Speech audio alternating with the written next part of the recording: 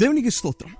బిసోరా the word of Yeshua హామషియాక్ ద్వారా మీతో మాట్లాడుచు కొరకు దేవుడు నాయడాలు చూపిన కృపకై దేవునికి వందనం తెలియజేయుచున్నాం.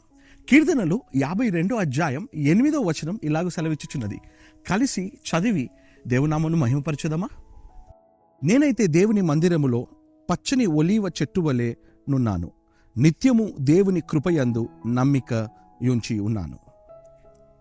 దైవజనమా, ఎంత అద్భుతమైన మాట కదా. వాక్యం ఇలా సెలవిచ్చుచున్నది, నువ్వు ఆయన కొరకు ఎలా జీవిస్తున్నావో ఒక్కసారి చూసుకో. 2026లో దాదాపు సగం రోజులు అయిపోయాయి మనకి. అక్కడ కీర్తనగారుడు చెప్తున్నది ఏంటంటే, నేనైతే దేవుని మందిరంలో ఒలీవ చెట్టు మొక్క వలె ఉన్నాను.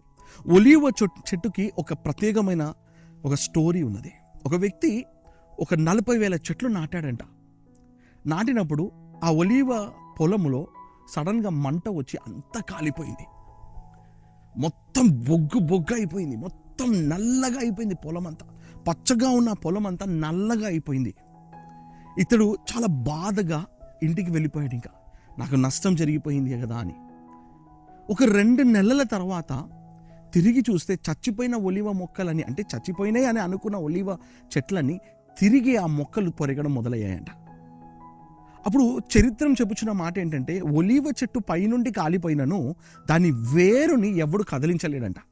దాని వేరు మాత్రం అలాగనే ఉందని చరిత్రం చెప్పుచున్నది.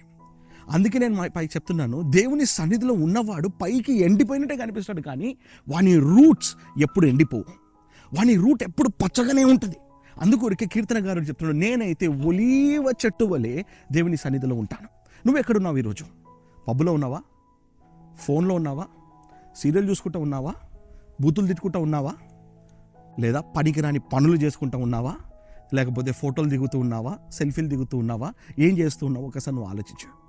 నువ్వు ఏ పని చేసినా నువ్వు ఒలివ ముక్క కావు. నువ్వు ఒలివ ముక్క కావాలి అనంటే దేవుని సన్నిధిలో నిలకడగా ఉండాలి. ఈ వాక్యం నువ్వు నమ్ముతున్నావా?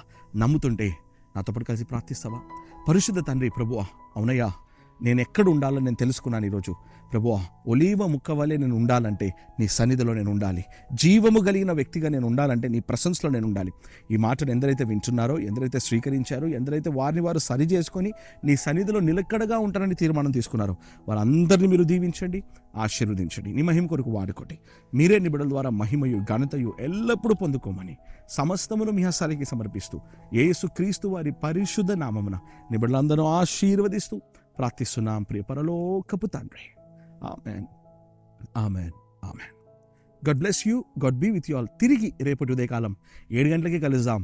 ఒలీవ ముక్కల వలె ఆయన సన్నిధిలో మీరు నిత్యం నిలిచి ఉందురు గాక. బాయ్.